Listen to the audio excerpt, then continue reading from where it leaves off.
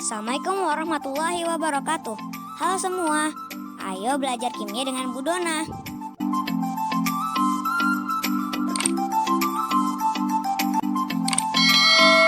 Bertemu lagi dalam video pembelajaran kimia. Pada video kali ini kita akan membahas materi baru, yaitu ikatan kimia. Tapi sebelum ke ikatan kimia, kita bahas dulu materi pengantarnya, yaitu tentang kestabilan unsur. Perlu kalian ketahui bahwa semua unsur yang ada di alam itu dalam keadaan tidak stabil. Jadi hanya satu golongan dalam tabel periodik yang bersifat stabil, yaitu golongan 8A yang disebut juga dengan golongan gas mulia. Jadi hanya unsur-unsur pada golongan 8A yang bersifat stabil. Apa itu stabil, apa itu tidak stabil? Jadi unsur-unsur yang tidak stabil, dia cenderung berikatan dengan unsur lain, membentuk suatu senyawa, sehingga tercapailah kestabilan. Tetapi golongan 8A, unsur-unsur pada golongan 8A, mulai dari helium, neon, argon, krypton, xenon, itu dia sudah stabil. Jadi dia tidak berikatan dengan unsur lain membentuk senyawa. Nah, sekarang akan kita bahas kenapa gas mulia itu disebut stabil. Kita lihat konfigurasi dari helium sampai xenon. Helium 2 berarti konfigurasinya 2, neon 10, 28, argon 288. Kita menggunakan konfigurasi kulit ya. Kemudian krypton 28188, kemudian xenon 28188. Kalau kita perhatikan elektron valensinya, elektron valensi itu adalah elektron pada kulit terluar untuk helium 2. Sedangkan untuk neon ini 8, 8, 8, 8. Jadi mulai dari neon sampai dengan xenon itu EV-nya sama, yaitu 8. Jadi kalau kita lihat dari konfigurasinya, unsur-unsur pada gas mulia memiliki elektron valensi 2 dan elektron valensi 8. 2 hanya untuk helium. Nah, inilah yang menyebabkan unsur-unsur pada gas mulia bersifat stabil, karena elektron valensinya 2 untuk helium dan elektron valensinya 8. Elektron valensi itu adalah elektron pada kulit terluar ya, sudah Ibu jelaskan di awal membahas mengenai sistem periodik unsur atau konfigurasi elektron. Oke, EV2 ini disebut juga dengan konfigurasi duplet. Ibu tulis di sini. Kemudian kalau konfigurasi dengan EV8 ini disebut konfigurasi oktet. Jadi dari sini dapat kita simpulkan bahwa kenapa gas mulia dikatakan stabil? Karena unsur golongan gas mulia atau 8A disebut stabil karena memiliki elektron valensi 2 disebut dengan konfigurasi duplet, dan elektron valensi 8 disebut dengan konfigurasi oktet. Jadi untuk konfigurasi unsur gas mulia, golongan gas mulia yaitu duplet dan oktet bersifat stabil, artinya dia sukar bereaksi dengan unsur lain membentuk senyawa. Sedangkan konfigurasi unsur-unsur yang memiliki konfigurasi selain gas mulia, maka dia bersifat tidak stabil, artinya dia mudah bereaksi dengan unsur lain membentuk suatu senyawa. Nah, sekarang bagaimana cara unsur lain yang tidak stabil ini mencapai kestabilan?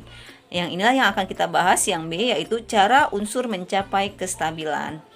Jadi, unsur selain gas mulia yang bersifat tidak stabil, dia bisa mencapai kestabilan dengan cara berikatan dengan unsur lainnya sehingga mencapai kestabilan. Nah, jadi unsur lain bisa mencapai kestabilan dengan beberapa cara. Yang pertama yaitu dengan melepaskan elektron. Jadi jika suatu unsur melepaskan elektron untuk mencapai kestabilan, maka dia akan membentuk ion positif atau disebut juga dengan kation. Nah, yang cara melepaskan elektron ini berlaku untuk golongan 1A kecuali hidrogen ya. Hidrogen tidak dengan melepaskan elektron. Kemudian 2A dan 3A. Ya, jadi cara mencapai kestabilan dengan melepaskan elektron itu berlaku untuk golongan 1A kecuali hidrogen, 2A dan 3A. Nah, unsur-unsur yang mudah melepaskan elektron ini disebut juga unsur elektropositif. Contoh, kita ambil 11Na. 11Na ini kalau kita buat konfigurasinya adalah 2, 8, 1. Ini bersifat tidak stabil. Tidak stabil. Nah, agar dia stabil seperti konfigurasi gas mulia yaitu EV-nya 8, maka Na bisa mencapai kestabilan dengan melepaskan satu elektron ini. Sehingga kalau satu elektron lepas, maka Na membentuk ion positif yaitu Na+. Konfigurasinya sekarang 2, 8. Nah, ini kan sudah stabil. Kenapa? Karena EV-nya adalah 8. Nah, itu dengan cara melepaskan elektron. Jadi kalau kita buat reaksinya, ini dia. Na berubah menjadi Na+ dengan melepaskan satu elektron. Oh ya, jadi tadi Na ini dikatakan tidak stabil karena elektron valensinya 1. Yang stabil, ingat, elektron valensinya 2, yaitu duplet, konfigurasi duplet, atau elektron valensinya 8 disebut juga dengan konfigurasi oktet. Jadi Na tidak stabil karena elektron valensinya 1. Kemudian cara yang kedua untuk mencapai kestabilan yaitu dengan cara menangkap elektron. Kalau unsur menangkap elektron berarti dia membentuk ion negatif yang disebut dengan anion. Nah, untuk yang menangkap elektron ini berlaku untuk unsur golongan yang mana? Yaitu untuk yang menangkap elektron berlaku untuk unsur non-logam, yaitu golongan 5A, 6A, dan 7A. Oh iya, tadi yang untuk 1A, 2A, dan 3A ini disebut juga dengan unsur logam ya. Dan unsur yang cenderung menangkap elektron ini disebut dengan unsur yang elektronegatif. Kita ke contohnya. Ibu ambil contoh yang pertama yaitu unsur O dengan nomor atom 8. Kita buat konfigurasinya. 8O berarti kulit pertama 2, sisa 6 berarti di kulit kedua. Oh ya, konfigurasi yang kita gunakan adalah konfigurasi kulit ya. Nah, kalau kalian lihat EV-nya ini stabil atau tidak? Ingat, yang stabil itu EV2 dan EV8.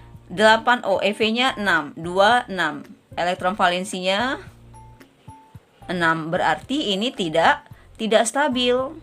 Tidak stabil. Nah, bagaimana dia untuk stabil? Ya, untuk stabil dengan EV8 berarti atom O menangkap berapa? 2 elektron agar dia konfigurasinya stabil sama seperti gas mulia dengan EV8.